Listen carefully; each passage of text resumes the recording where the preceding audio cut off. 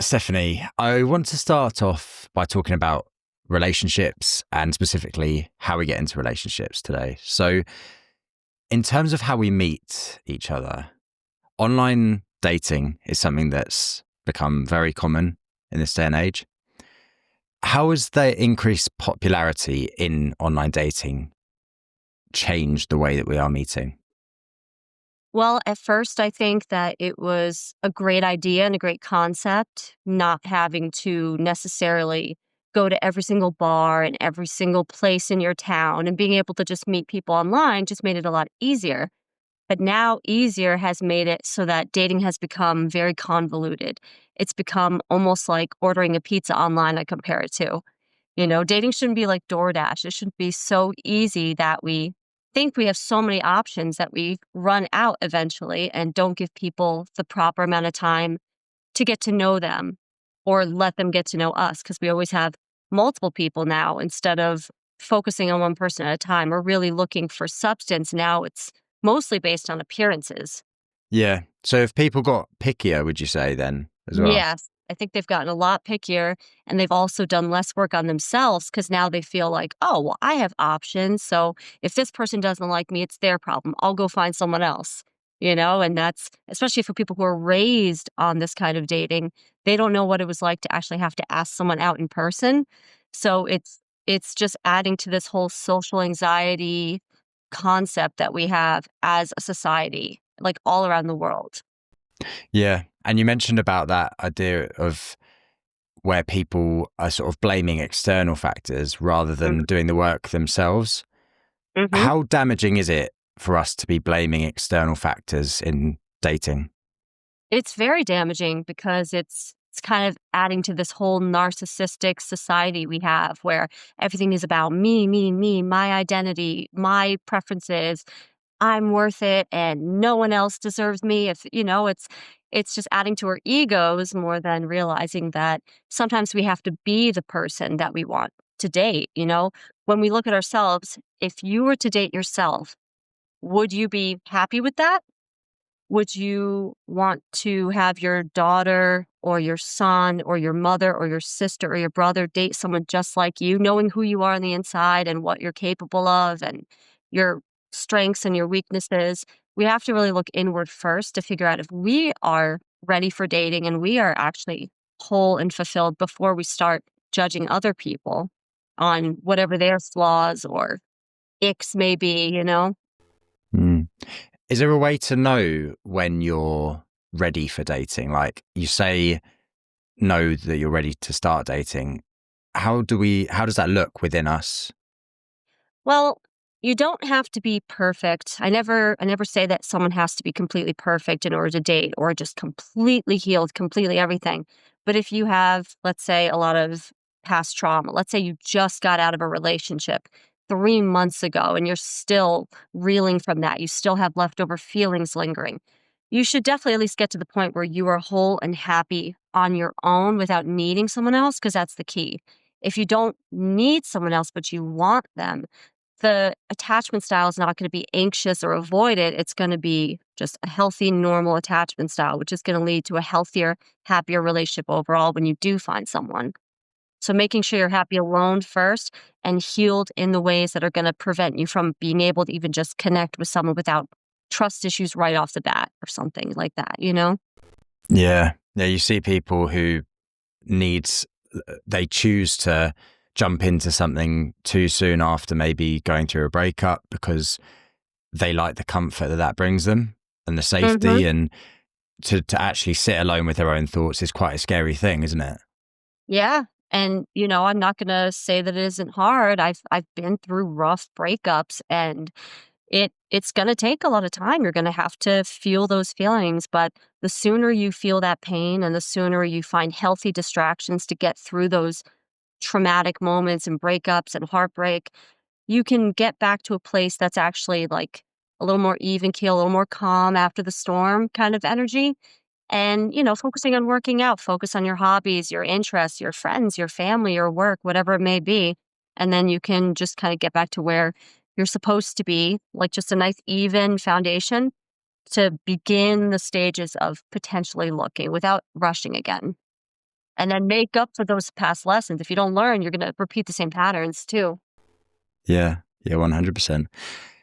Is there a point where in doing that work on ourselves, so say someone comes out of a relationship and they decide, look, I'm going to do this work. I'm going to process what I've gone through, start to understand myself better, and self-development. This is a massive thing. Everyone's trying to be better, and that's a good Hmm. thing. Is there an element where we do too much of that and it can then hamper us going forward in this dating world? Yeah, I mean, there's a level of perfectionism that some people might have where if they feel like on the other end of the spectrum, if they feel that they're not completely perfect, completely healed, and they've gone to therapy for so long, they're speaking in only therapeutic terms and they're analyzing every little thing, that could be on the other end of the spectrum of it being just a little bit too much in that way and not allowing for any natural things to occur because they're analyzing every little detail. So you don't want to be too OCD or too analytical, but you don't want to let everything slide either. You want to try to just be kind of self-aware and let things kind of go at their own pace while still having a direction, if that makes sense. Yeah, it makes sense. I just wonder because I've known people in the past who have sort of said, "Oh, no, I'm not interested in dating at all. I want to like work on myself so I can be ready." But also in doing that, if you're so against even the opportunity of running into someone, how many times do we hear that people meet in the most bizarre, random ways, and Hmm. you were never looking for it in that moment, but it just Hmm. happened? Oh, And I yeah. think that if people are so cocooned in, like, no, I'm tunnel vision, I'm just doing me. If this person comes into my life at that time, I'm going to bat them away, even though they might be really good for me. Yeah, no, 100%. I have seen that so many times. People are like, "I'm not gonna date for 5 years." I'm like, "5 years? Okay. Alright, sure. Yeah, how about you give it 1 year and focus on that 1 year, and then once you hit that 1-year mark, let's talk, let's reevaluate, let's see if anything has changed, what has changed, what mentalities are you having after that 1 year, and then see, okay, like, am I ready to start being open to it or not?" But it's true because the best loves that we can find usually are the ones that just happen naturally because that's actual, like, divine intervention rather than just, like, seeking it out because 'cause you're bored or and some people are single, but they're still hooking up, and that's even worse. You know, if you're really gonna focus on yourself, then focus on yourself, but you have to kinda just let go of expectation if you're gonna do that, if you want things to be natural. Because then when you do actually meet someone organically, you don't wanna throw away a good opportunity just because the timing is off. The timing will never be right for anything. People get pregnant, people lose a job, people have to move, but you have to be able to kind of roll with the punches and realize, like, sometimes things are for your higher good, even if it seems difficult. When you say single people who are hooking up, that's not a good thing. Mhm. Why is that? Well, because the more people that we have on our so-called body count that people are calling it now, which just lessens the intimacy value of that interaction, the more people that we're doing that with, the less we actually value ourselves, the less we value sex, the less we value intimacy, and the harder it makes it for us to connect anymore. Once you have been with a certain amount of people, and obviously there's no judgment in this, but the more people that you're with, the less you're actually going to appreciate that connection with someone that you really, really love when you find them. And the less it's gonna mean in a relationship. It's just gonna be like a menu of just like, "Okay, well, I've done this before and I've done this before, so this is the menu, this is what I need." And it's like, "What are you into? What do you" like, it's just that shouldn't even be that like, it's just becomes so just weirdly toxic in a way that we don't even know is toxic. It's just so normal now to just be with as many people as possible and have fun. And if you wanna do that, that's great, but it's going to limit how well you can actually connect and bond with your partner, scientifically speaking. In terms of the circumstances and how we meet, so we've spoken about like online dating, and also you mentioned like divine intervention and those little Mhm. chance meetings that happen. I I don't know whether this is something that you'd know, but is there a correlation between how we meet and how successful a relationship is likely to be? No, I don't think so. If you really are dating with purpose, however you meet, if both of you are actually knowing exactly what you want, what you need, who you are, your deal breakers, your prerequisites. If you know all that stuff, no matter how you meet, you can definitely find a way to make it work. Even if you met someone across the country, let's say, and you're just talking, if you're talking about the important things and truly getting to know each other and focusing on one another, you can completely make it work. It may not be as easy as meeting someone in person and having that bond grow naturally, like a neighborhood person walking their dog, but it still can work if you make it work. It's all about just putting the effort in. So, looking at your work as a life coach, if someone listening doesn't quite know what a life coach does, how would you describe what you do in your work?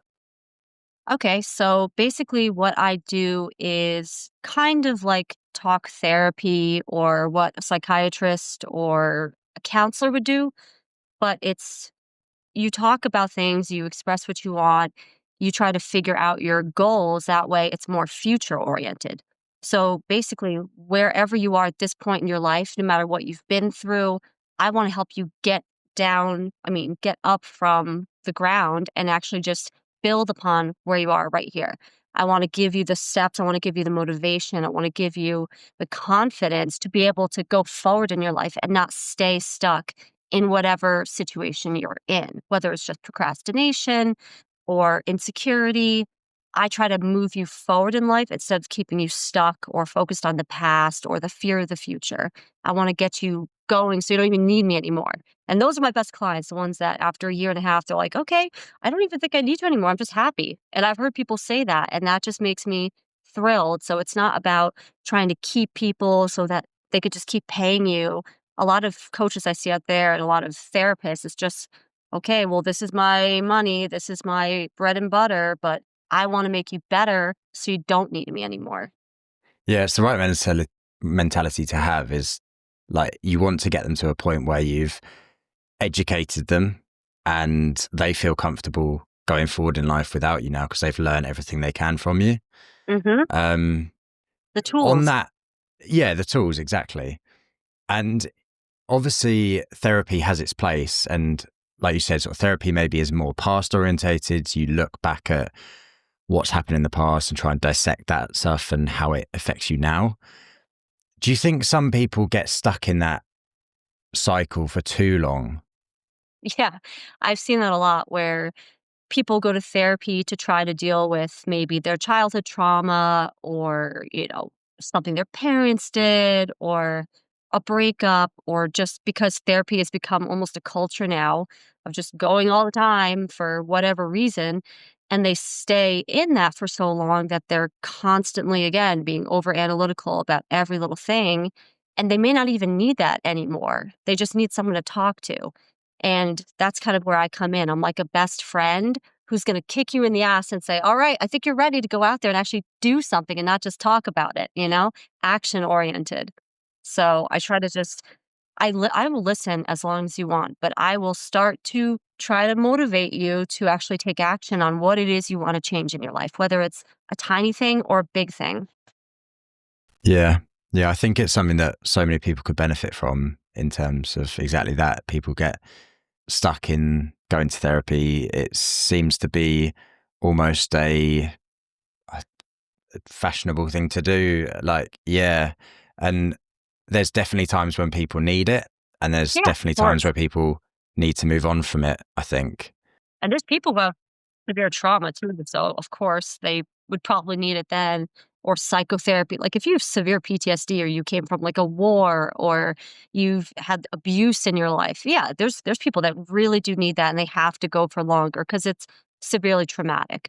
And then some people are just like, well, I kind of just don't want to go outside because I have a little social anxiety from just growing up on a computer screen. And then you have to just really push yourself out there and have that growth mindset eventually once you get the tools for that. Yeah. In terms of obviously what you do, going back to when you started, so what was it you were doing before this, and what was it that led you to make that change and get qualified in this area of work? So I have kind of an extensive sales background. I used to just work in sales and, club promotion and just around people all the time. So I would talk to a lot of different types of people and characters and learn about a lot of things that I didn't think I ever would. And eventually, like, people just come up to me at, my work or a bar or just complete strangers or friends. They would express themselves and they would tell me all their secrets and ask me questions. And I'm like, do I know you? So eventually I'm like, well, okay, they obviously are getting something out of talking to me or having someone to listen at least and someone to open up to and vent to that they can trust. So I didn't really know what a life coach was until later on. But then once I was actually doing this and having unofficial clients for a long time and people that maybe therapists would say, okay, you're too much for me. Or other life coaches would say, well, you can't really afford me. I'm just talking to them for free because I actually do care and I want to listen. So then when I found out what a life coach was, I got certified and I started officially in 2021. And ever since then, I've just been growing my client list and I've been helping people just get through the parts of their lives that are the most difficult for them, whether it's their job, relationship, communication, family issues, or just personal things that they want to try to move forward from and learn from. And I really do enjoy it. And I think people get a lot out of it. At least that's what they tell me. So, Sounds good. In terms of that empathy and that listening ear that you sort of seem to have naturally, is it something that you think is natural to you, or is it something that you've learned over the years unknowingly? no, I've always been this way. I've always been someone that can talk on the phone for an hour with someone, even if I'm doing most of the listening. Like, I actually do genuinely care. If someone's talking to me, I'll listen. And I do try to offer advice, though. That's another part of me. So I can listen and empathize, but then I will give you something solid to work with so that you can fix it too, because I'm a fixer. So it's a little bit of both. It's the empathy, but it's also the fixing aspect. Mm. In your area of work and the people that you've worked with over the last few years, are there common areas that people come to you to work on? Are there any common issues that people are going through? Definitely the dating problems. A lot of people have major problems figuring out how to date, how to navigate this new scene of online dating versus in person dating. And, especially when it has to do with like getting over an ex while trying to date, which I always say just give it time. But some people just don't want to do that. So I'm trying to help them to at least circumnavigate those feelings and not bring it into a new potential relationship at the same time. Procrastination's a big one, anxiety, confidence issues. Usually it's just kind of all areas of life that kind of crop up at the time for people. But dating seems to be the biggest one, which is why I've kind of honed in on relationships, communication, dating, marriage issues, intimacy, all that stuff. But it's different person to person. Yeah, it's interesting that dating is quite a common one, but then also is quite understandable with everything we spoke about at the start of the episode is Hmm. the changes that have happened and technology and all this stuff is changing faster than we know how to adapt Yeah. to. So it's just, we're constantly learning, right? Hmm. So going sort of back into the relationship side of things for conversation, there's an author called Oliver Berkman who speaks about this idea of settling in a relationship or settling in a partner. So when you're looking for a partner, there's no perfect person. There's always going to be trade-offs. And it sort of links in to, there's a quote that always gets thrown about saying that there's no solutions, there's only trade-offs. And whatever decision you're making, there's going to be a trade-off of some sort. In your book, you speak about finding the one and Hmm. helping people to do that. So I wanted to ask you where the balance of those two things, the idea of settling and the idea of the one, sort of meet. Well, yeah, it's definitely a complicated topic because part of that again goes back to are you the one? Do you have everything, or does someone have to settle on you? And then the other side of it is, yeah, we do have to kind of compromise because there is no perfect person. There's no twin, so to speak, but if you find someone who shares the same values, morals, goals, aspirations, like if you're a full extrovert, let's say, you probably don't want to be with a complete introvert. If it makes you happy to be social and around people all the time, and you're with someone who really doesn't like that at all, who doesn't even have the skills to be in that situation when you bring them out. Or let's say that you're someone who wants to live in a big city and they kind of like the more quiet country lifestyle. You have to have, I would say, three prerequisites and three deal breakers. Now, these are the three things that are most important to you outside of just the basic stuff like, okay, don't beat me, don't cheat on me, don't lie, the three deal breakers, like, okay, I don't want a smoker. I don't want someone who travels for work all the time. And I don't want, let's say, someone who lives in their mom's basement and refuses to move or detach from the family. And then for your prerequisites, you could say, I want someone who wants children. I want someone who is growth oriented, and I want someone who is adventurous and likes the outdoors. So these are the three things that you need and the three things you cannot have.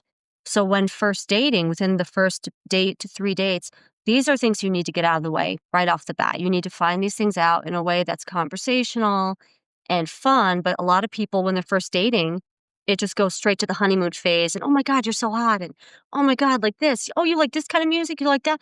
Okay, well, where's the other stuff? Literally, where's any of the stuff that we just talked about? And then they find out later, wait a minute, you don't want kids? I want kids.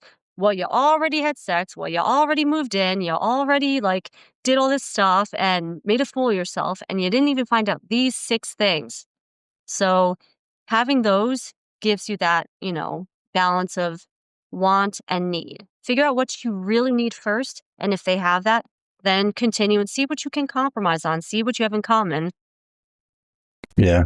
And in terms of those things that you encourage people to look for within people that they might be dating, Mm-hmm. do you encourage them specifically to look for more inwards things like if they're growth orientated, but you also mentioned stuff that were more practical, like someone who goes away working a lot? Mm-hmm. Is it just what that person wants case by case, or would you encourage people to blend the two? It's a blend for some people because you have to think about like the wants versus needs. What are the three most important factors or qualities that are going to matter the most for a long-term partner? And what are the three things that are absolutely going to be deal breakers? Like, I cannot handle this in a relationship. This is something I cannot do. So from there, you can kind of also then you try to find other things in common, like, what do you like? What do you not like, So you hone in a little more, you hone in a little more, and then, really ask them questions. The best way to get to know someone is to ask questions. Like, I hate to say it's like an interview, but it kind of is like an interview. You're interviewing someone to spend the rest of their life living with you. So you really want to know that because you can't just quit a marriage the way you can quit a job. So if you really are looking for something serious, it's the best way to just get to know them and make it fun. Just ask each other questions back and forth, go for a walk and, just make it interesting, getting to know each other and really see if it's going to be something that could work potentially and then go from there. Give it a shot. Hmm. The biggest interview of your life, isn't it? Yeah, it is. It is. People don't think of it that way. They're like, "Oh, it's fun," until suddenly these things come up that weren't talked about in the beginning, and you don't want to wait to have feelings to find it out after and be like, "We're not right for each other," because you're always gonna find out more, but you need to know that first. Yeah. So in terms of that, like finding out stuff at the start, you mentioned about getting that feeling of the honeymoon phase and sort of Mhm. almost forgetting to ask all the Yeah. important stuff. Is there a way people can avoid falling for that trap? Yeah, I mean, it's like I said, make it fun, make it conversational, like, "Oh, what do you like to do? Oh, wow, do you like" just getting to know each other, but get excited about more than just the physical and the looks and the chemistry. Don't lead with chemistry, lead with interest. Get to know each other on an intellectual level, on a personal level. Find out about, their family, their upbringing. If you just talk more and focus less on like a meshing immediately, then you're not going to fall into that trap. And then once you do cross that bridge and get feelings for the person beyond just like the infatuation stage or lust, then at least you know that you attached to somebody and you've committed to someone that is aligned with you at the very least. And you're always going to get to know someone more. Like once you move in with someone, you're going to learn more about them. Once you travel with someone, you're going to learn more about them. So doing the important conversations and talks first, and then, wanting to go away on like a weekend getaway at some point, once it's been a month or 2 months or 3 months, doing things like that is going to help you to accelerate the relationships you can actually see in a year. Is this the person I want to marry or not? Because within 1 year, you should already know. And if you don't, it's not the right one, or you're not ready, one or the other. So delve into that for me. So in terms of you get to a year of a relationship Hmm. and you don't know whether this is the person you want to marry, how do you determine whether that's something with them or something internal with you? That's a good question, because if you have a pattern of, avoidant attachments, then it could be something with you, because they could still be a fantastic person, but you're afraid to commit because you're afraid of getting hurt. You're afraid of abandonment. You're afraid that the grass could be greener. So that could be something within you, even if they're perfect. But if it's more them, then you have to figure out, okay, like, is this something that could be compromised on? Like, whatever the issue may be. Like, let's say they're just a very quiet person and you're more of a talkative person who wants to really share ideas and stuff. Is that something that maybe they can be a little more talkative? You could be a little more, quiet? Or is this something that's you're going to be a companion with someone that you're bored with? Right. So just it depends on what the situation is, what the thing is that's making it so that you don't want to be with the person after a year.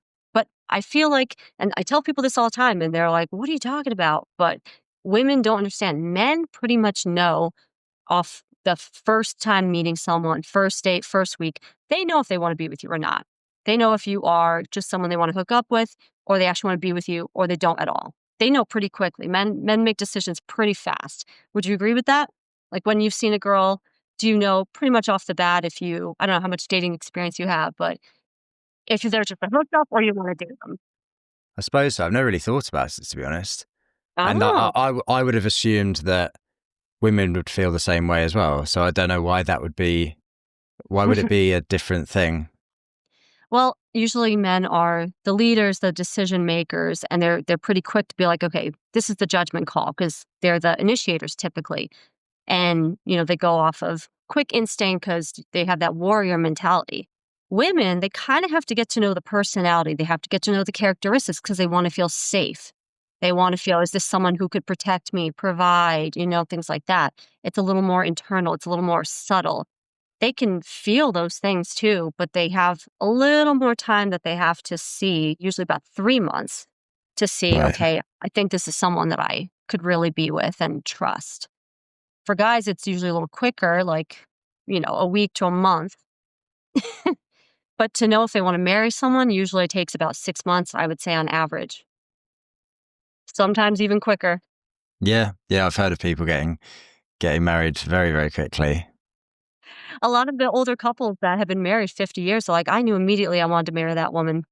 But again, with dating the way it is, people think there's always other options, or they don't invest enough into one person to even know if that could be the one. So I think it's just the distractions that make it so people don't even have those same instincts anymore because they're not giving it enough time or focus.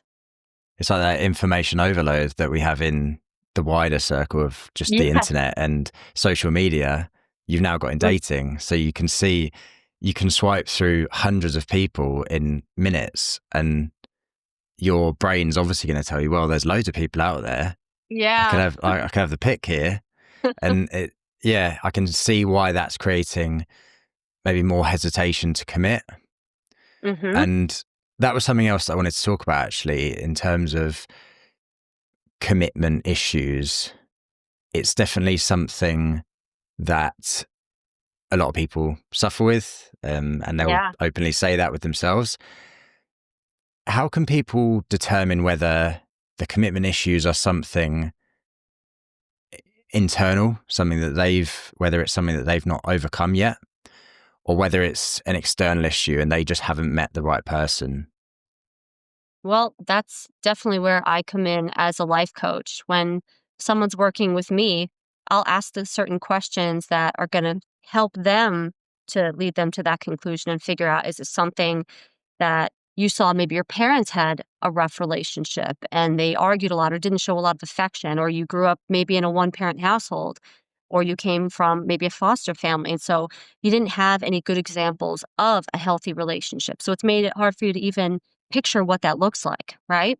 And then on the other end of the spectrum, it could be just that maybe you have had a heartbreak before that really just triggered you and made it so that you're not exactly open to trying again for the fear of getting hurt. And then again, with the options just so readily available, or at least the perceived notion of options, we don't always have those options, but we think we do because we see we have this many matches, but how many of them are going to be into you? How many of them are actually single, not just like kind of sneaking on there when they are also seeing someone else? How many of them are in your like demographic? How many of them have your same morals that, you don't really know? So the more you narrow it down, the more you realize options are not exactly readily available. And all the best people are getting scooped up fast because they know what they want. So the more we dwindle, the less chance we have of meeting someone that is going to be right for us because they're going to get scooped up by someone else. So it's good to just kind of really hone in on what you actually want when you're looking instead of swiping and be like, okay, well, I'm going to like all these people. And then whoever likes me, I'm going to talk to them. No, like figure out what you want first and like those people, like take it more seriously and take it a little more slow when you're looking. And then hone in on one person at a time if you're able to. And once you start dating someone, give it 3 dates, I say. Once you Okay. have those 3 dates, ask all the questions, then decide, do I want to keep seeing this person or not? If it's not, then don't ghost. Just say, like, hey, I've had a really good time getting to know you. I'm looking for these particular things, and I just don't feel like we really match in that way, but I really wish you the best and no hard feelings. That kind of thing is a lot more healthy than ghosting. And then clear conscience. Now you can move on and, keep on looking for what is potentially right for you. You just have to really be attuned with yourself. You have to be introspective and realize, is it coming from a fear-based mentality or just knowing what you want? Mm, yeah. It sounds like that being intentional with it, and Yes. like you speak about your book, is being purposeful with it Mm-hmm. in terms of look inside yourself first, work out exactly what you want, and Yes. then go into the dating market, or probably not the best word, Yeah. it's Yeah. but into the dating world Yeah. with those goals, the same way you would with any other way of life. Like, Yeah. why are Think about you? intellectually. Just and don't over intellectualize it, I suppose, but Right, right. don't just go into just go and see anyone and Mm-hmm. sort of forget about what you want, and then Yes. suddenly at 6 months down the line you've met loads of people but none of them were right, and you sort of didn't stay true to what you were actually after. Yeah. Something that you mentioned a couple of times as well is attachment styles. So you Mm. mentioned like avoidant. Could you just sort of give a whistle stop tour of attachment styles? Because it's something that I've heard loads about, but I don't really know what they are. Okay, so I guess the Reader's Digest version of that would be a normal attachment style is you're able to connect with someone, you're able to open up and be vulnerable with someone, you're able to have a romantic, intimate connection. And it's not something that is forced, it's very natural, and there's give and take, and you're able to kind of go with the flow in a relationship and be purposeful. An anxious attachment style would be someone who is afraid of loss, afraid of abandonment. So they rush the relationship. They hold on so tight. They want to control. They want to ask so many questions because they're afraid of losing that person or not being good enough. So they're like, it's like, oh, let's get married like right away, like in 3 months, or like I really want you to move in right now. I just like, can we commit today on the first date? Like let's just say it's just you and me forever. Like, do you love me? Do you love me? Do you love me? Do you love me? Are you sure you love me? That's anxious. Avoidant is like, whoa, it's been like a year. You want to be exclusive? Like, I don't think I'm ready yet, you know? And that comes from, again, like already maybe being hurt or abandoned or just being afraid of commitment, afraid of being vulnerable. A lot of the time it comes from just the fear of being vulnerable for whatever reason that may be. And so they push people away that could be healthy.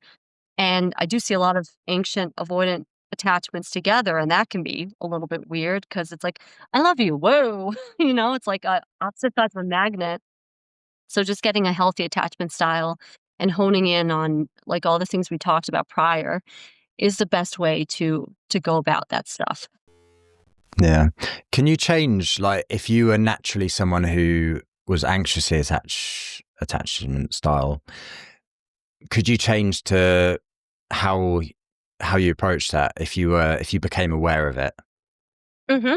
Yeah, and that's something that I've helped clients with because I've had people with both styles, and it's easy to fall into those traps, but again, as long as you're self-aware, as long as you're putting in the work, as long as you realize these reactions, even if it's just a thought in your head that is saying, "Okay, like, don't trust this person." All right, why?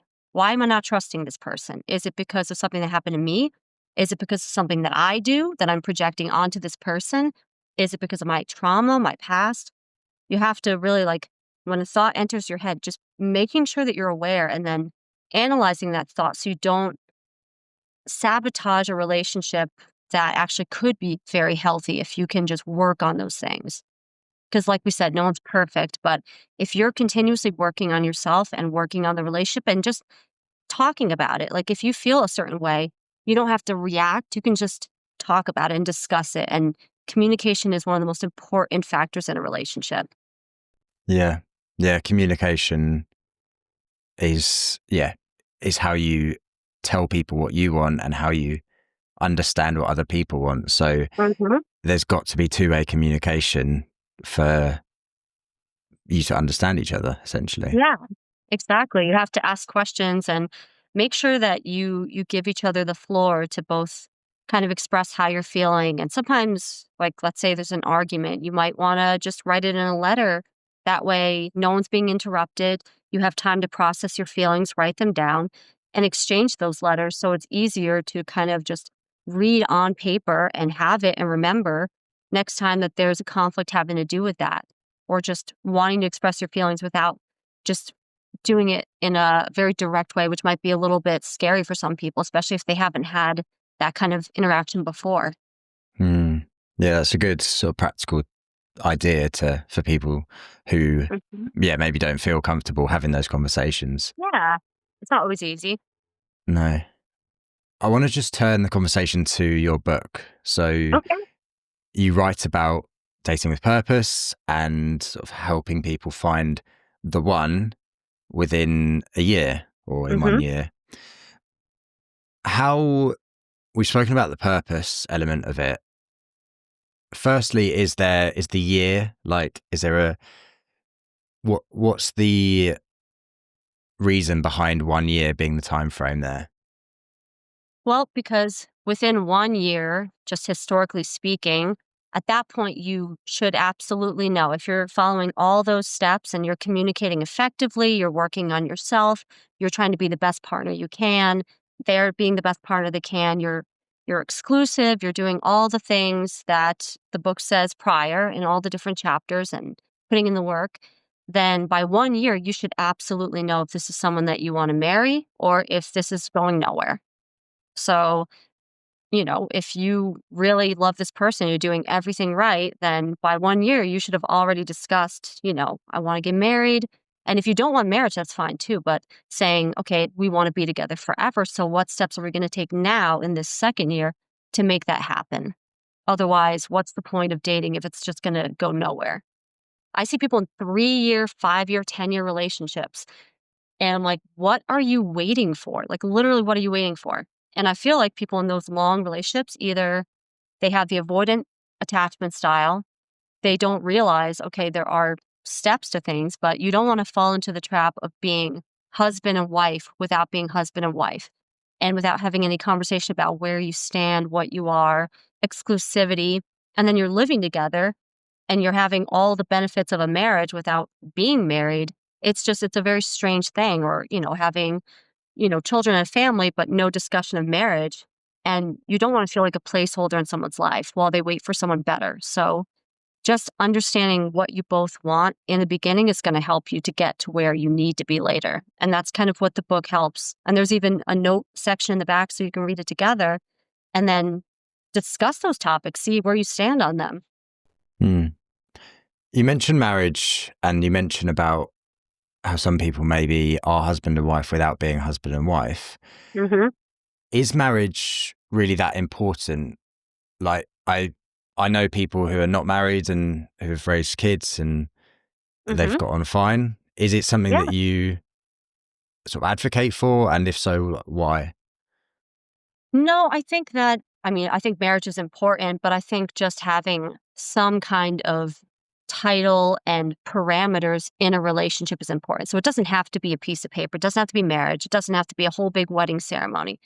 But if one person wants that and the other doesn't, that's not going to be good. But if both people really want a stable, solid relationship together, they want a family, they just don't want the wedding or the piece of paper, if that's how they feel about it, then they have to talk about that in the beginning too. And they still have to have parameters within a relationship that isn't a marriage, especially because, if you're not married, you can just walk out. If you're not married, then this can happen. Having that level of commitment forces you to actually work on the relationship and not just quit whenever you want, So as long as you communicate and you're on the same exact page with everything, it can work perfectly fine, no matter what your preference is for your lifestyle. Yeah, it comes back to that communication, doesn't it? That we spoke about just a moment ago. And just being clear on what you are and where you are and where you see it in the future. Exactly. In terms of finding the one then, so the other aspect of the title and the book that you help people to find the one, I feel like we may have touched on some of the things that you would advise people to do throughout the conversation, but are there any things we haven't mentioned that are part of that finding the one? Yes. So red flags and green flags. So you have, again, the three prerequisites, and the 3 deal breakers, right? And these are the must-haves and the must-not-haves. But you still have to be aware of red flags and green flags.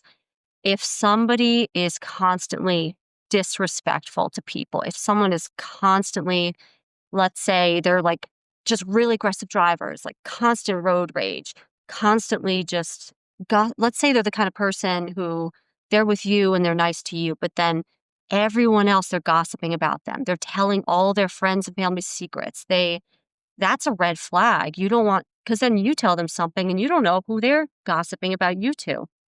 You want to make sure that there's someone who comes to you when they have problems and talks to you versus telling all their coworkers, telling all their friends. You want to make sure that if you're dating a guy or a girl, that they have a good family relationship if they have a relationship with their family at all, but it's not so close that they can't make a decision without their family. You know what I mean? Because that's a big problem, and that's a huge reason I see people get divorced, is the mother's in charge of everything, or the family money, or the family legacy, the family business. There's a lot of things to look out for red flags. A habit of white lies. If someone's constantly telling little white lies about things that don't matter, then they're going to probably be telling really big ones if they can't tell the truth about a little one. Green flags, though, just being empathetic, let's say. Like you get in an argument and they're a good communicator. They're someone who actually is able to talk things out in a rational way. Someone who has a growth mindset. Someone who, when they make a mistake, they take accountability. That's a big one. If someone takes accountability for their own mistakes, that's hard. No one wants to be wrong. But if they can do that, it shows that they're probably going to be good in a relationship too. So keeping an eye out for positive and negative traits that aren't just shallow. It's like, oh, they chew with their mouth open. Okay, can you fix that? I think so. Right? Not being too picky, but just being aware so you don't get stuck in something that could be very toxic. Yeah. Just on that accountability one. So obviously accountability, really important, and making mistakes, failing in life is how we learn from things. So having the accountability to look at it and go, yeah, I messed up there and this is what I'm going to learn from it. Yeah. But especially in relationships, and we look at arguments. So maybe there's a conflict in the relationship and it descends into an argument. People will often take accountability, but not actually think that they've done anything wrong. So they might say, I'm sorry. Yeah. Okay. Whatever. Just to stop the argument and to Yeah. move on with the relationship. What's the damage? What's the potential damage in doing that? That's a great question. And yeah, I do. I see that a lot. And I've experienced that also in relationships myself. It's bad because, you can apologize and then not take action to actually fix what just happened from happening again. Because let's put it this way, if you're in a very emotional relationship with someone, which is love, marriage, dating, living together, you're going to come into arguments, you're going to come into conflict.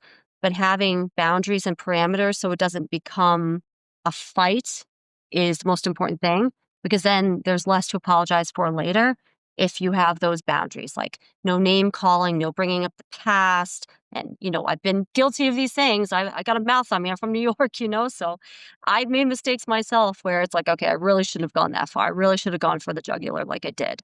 But you have to learn and you have to just get better and better and better. And if you're not working on those things you're apologizing for, you're setting yourself up to really disappoint this person, and it's going to lead to resentment and or the end of a relationship. So setting parameters about how you fight fair, letting one person speak and then the other, even going in separate rooms writing a letter could be a great way to do that, and not bringing others into the relationship either when there's a fight, because then when you talk to that friend later or that family member later, they're gonna be like, well, didn't you just say that she did this? Didn't you just say he did that? And then they're gonna make you look stupid, essentially, when you make up with the person. So keeping it between the two of you or a third party that's like a counselor is the best way to go about it so that you don't have to add drama that isn't necessary. Yeah, that's interesting because that's a very common thing, isn't it? I think Yes. people are maybe arguing with their partners and they'll go away to a friend and explain the whole thing and say, and whether they're looking for someone to back them up and be like, no, you're in the right. And then it becomes this competition, which Mm-hmm. again is going to just cause more issues than trying to resolve whatever's gone on. Yeah. So you would totally advise against that and completely keep it between the two people. What if someone needs that emotional support from someone else in that moment? Well, then it's okay. I mean, if let's say you have a really, really trusted friend and you really are going through something that you're not bashing your partner, let's say, but you're saying, I'm going through this. I'm not going to get into like all the details necessarily, but let's say you just can't talk to your partner anymore. You've tried and you really just need the support of a friend or family member. At that point, yeah, I think it's okay to open up and express yourself. But if there's a way to go to maybe a third party counselor where it's not going to cause tension if you want to work on the relationship, then that would be something that I would advise a little bit more third party rather than someone your partner has to see all the time and now feel awkward that all their secrets are out. It's something that's gonna be a case by case basis, but it really depends on the severity. If it's just like a little qualm with the person, then I probably wouldn't go that far. But if it's like a really big thing and you tried to talk it out with them first multiple times and it's not going anywhere, it could be time to, get third party input from someone who is healthy in relationships, not someone who's like the guy sleeping around with everyone and hooking up with different chicks every week. You're not going to get good advice from them. But if you know someone who is kind of a rational, objective person, then yeah, I would say like it's okay to just kind of just get some backup on that, some advice. Yeah. Yeah. Without sort of, yeah, giving all the information. And I, it's really interesting because like I said before, it's a common thing that I think people do. And it Hmm. gives those friends a warped perception of the relationship as well, right? Yes. So if the only time that friend hears about your relationship is when there's a problem, and maybe you had a problem 6 months ago that you spoke to them about and you sort of resolved it, and Hmm. now 6 months has gone on, something else has happened. You talk about that new thing to them and they go, well, why are you like still going through this? Because this happened Yes. last time. Well, actually, you didn't see the 6 months in the middle, which was brilliant. And Exactly. I wasn't telling you every single time that things were going really well. So yeah, it sort of warps Exactly. the perception and then the advice coming off of your friend going forward, doesn't it? That is exactly correct. It's a warped perception because you're not gonna be like, "Oh, he brought me flowers today," or, "Oh, he said the sweetest thing today." Like, you're not gonna be given, like, a play-by-play, like a reality show of your entire relationship. It's just gonna be the extremes. "He did the best thing ever. He did the worst thing ever. He made me so upset. Oh, this was so cool. We went on a vacation." It's like now it seems like you have a real roller coaster of a relationship when really it's mostly normal with one fight here and there and one really cool date here and there. You have to remember when you're telling someone something that they're not getting the whole picture, they're just getting one side because the other person isn't there to defend themselves. So you have to really be careful with bringing other people in. Otherwise, it can make them look just like this one piece of their personality that you're having a problem with versus Yeah. who they actually are or who you guys are together since they don't see that. Yeah. Yeah. I'm finding that really interesting because it's something that I've never thought about, but it's such a common thing and such a Yeah. simple thing that, yeah, affects relationships, I'm sure. Mhm. Um, Something else that you mentioned as well earlier was about traveling, and you posted recently about traveling and how much it's done for you in your life. Mhm. So, firstly, why do you enjoy traveling so much? What do you get out of it personally? Well, a lot of the time when I was younger, my family couldn't afford to travel too much. So when we did, it was maybe something with my cousins, like family vacations or going to visit my grandmother in Denver, Colorado, or something like that. So if I actually got to go away, go on a vacation, I would get to see mountains for the first time, or beaches, or lakes, or things that weren't in New York or Connecticut where I was living at the time. And every time I did, I had these fun experiences, and it just made me want to travel more and more. So as I got older, even if I wasn't in a relationship or with family, I would learn to travel on my own. And I think if you can do that on your own, it's scary at first because you're like, oh my God, I have to take a plane by myself, or I'm driving for 8 hours by myself on the road. But it helps you just connect with a different part of yourself. And when you do it with a partner, you connect in ways that you never thought you would. And it's really important because you could find out if someone travels and they get stressed out. When someone travels, are they everything's planned. Everything has to be exactly this time frame and this time frame and this, or someone like, let's just lay on the beach. Let's just kind of relax. Is someone a very active traveler or are they go with the flow? Is it a mix of both? Do they snore on vacation? Like how do they handle stress? How do they handle setbacks if the flight is delayed? You're going to learn so much about a partner. This is the secret. Travel with them first. Go on like a weekend getaway first, and then go on a big vacation second before you move in. If you get through both those things, you can move in. But you also have to talk about, is this going to be like a forever engagement in the future? And then if you can, you're golden. Yeah, you're also going to be spending all of your time together. All Like of when it. you're at Yeah. home, you'll have work and you'll have other people to see. So Yeah. even if you're living together, you're crossing paths, but you're not 100% of the time together. But if you go on holiday with someone, that is Exactly. 100% of the time. Hmm. So yeah, I think it's a good idea to get out and travel and learn stuff that you Yeah. maybe wouldn't learn. And picking a difficult situation on purpose too, like try to do something actually challenging with your partner and see how they react to that. Like go on a really challenging hike where you have to work together. Doing some kind of activity that's going to bond you or potentially break you and see how, like, do an escape room together where you're working together on a time constraint. Things like that can be really, really informative as to how your potential partner or partner navigates certain situations that you might not see them in for a long time if you don't do that. And it's a way to have fun while you're learning, right? Yeah. Yeah. It's like a date disguised as a fact finding session. Yes.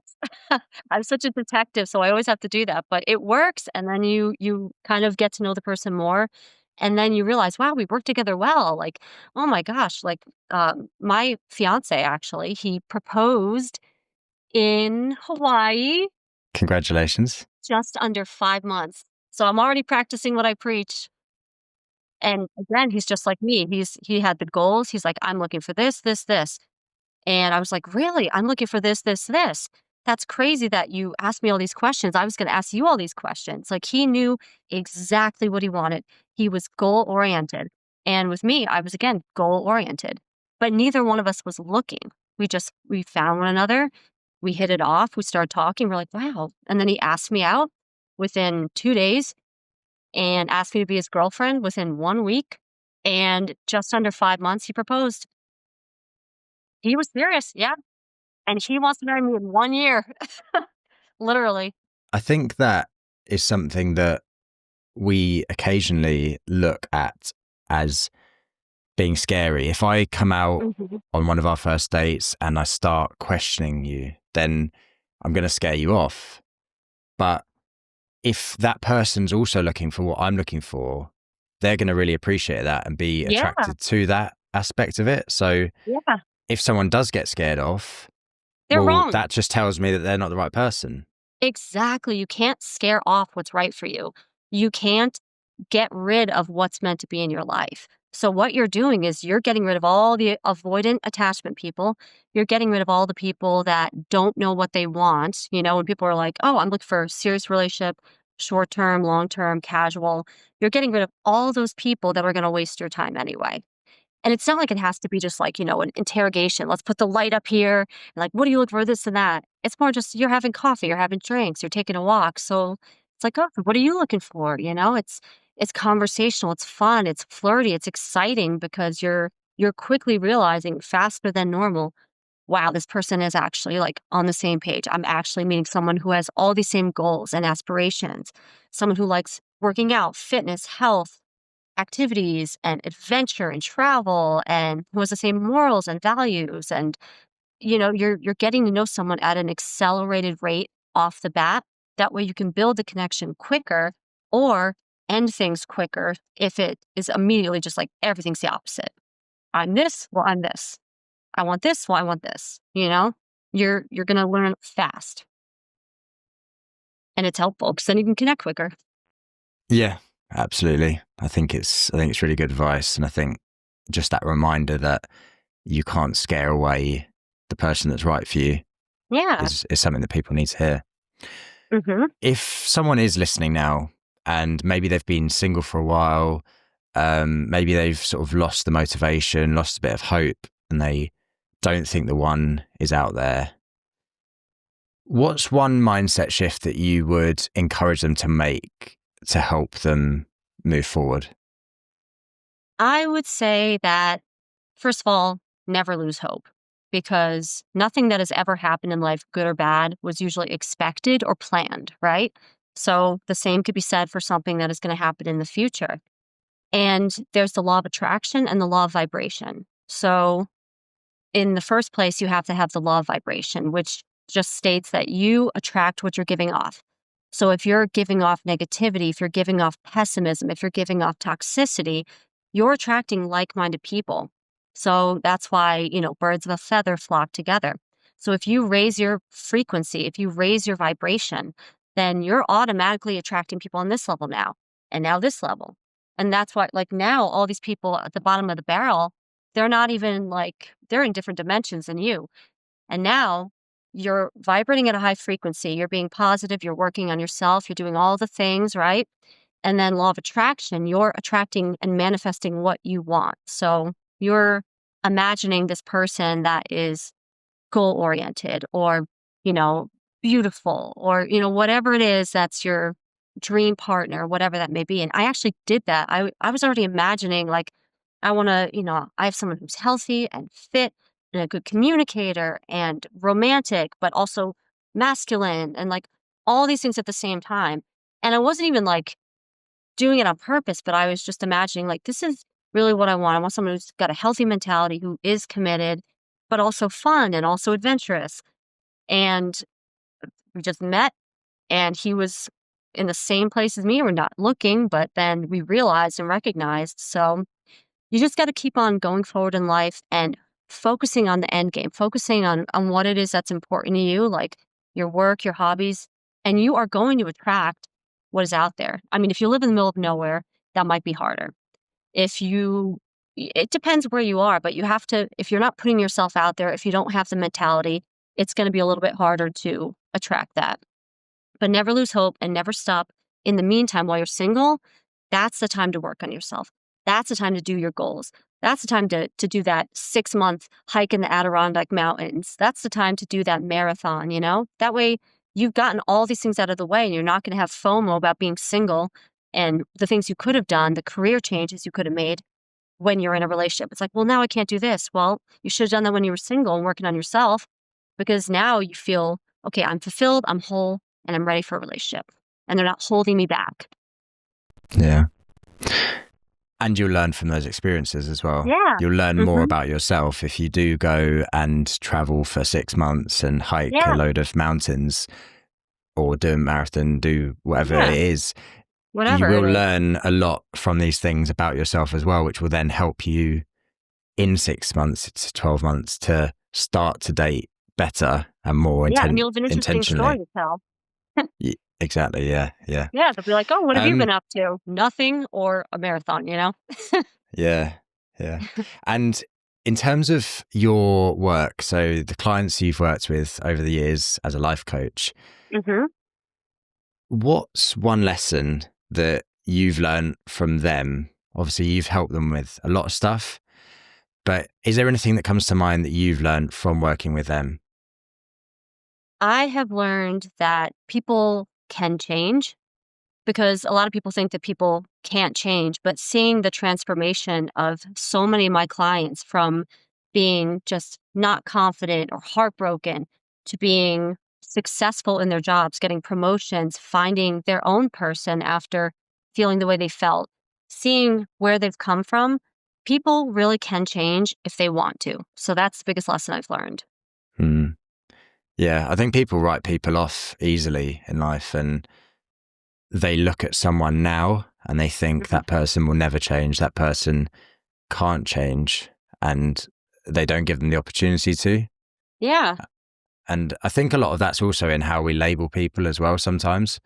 Like there's this idea that I read about maybe a year ago, and it was about how we label people. And if someone said something that was racist, for example, but maybe the rest of everything they said, maybe it was a mistake on their part, and they're 100% person otherwise. Are they a racist, or did they say a racist thing?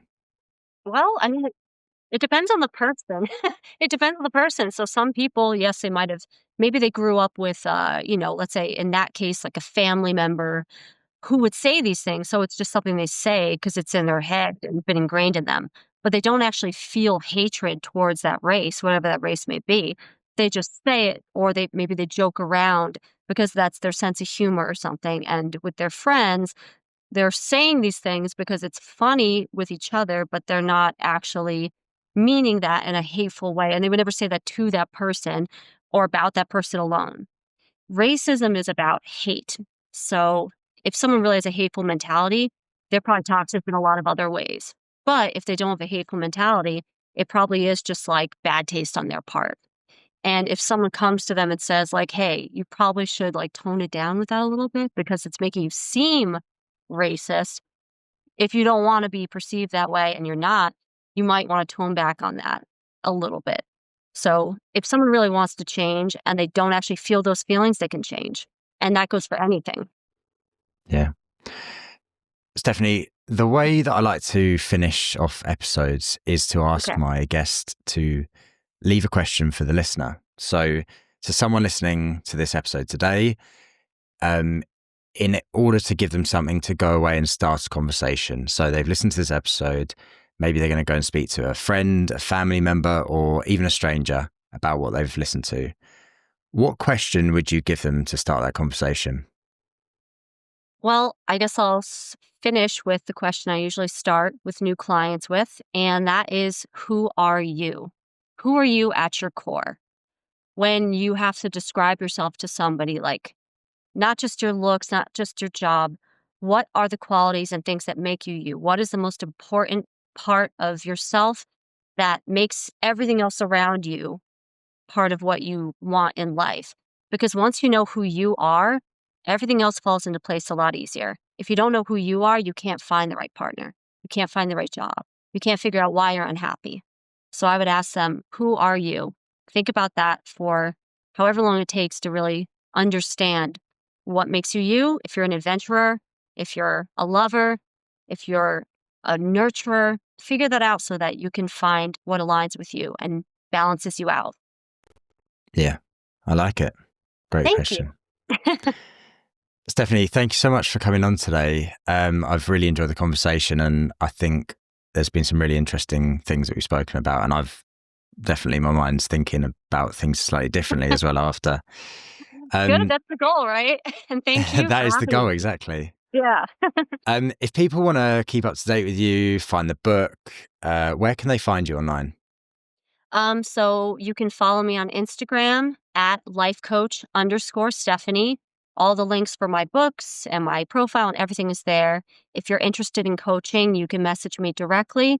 You can also email me at lifecoachstephanie1986@gmail.com.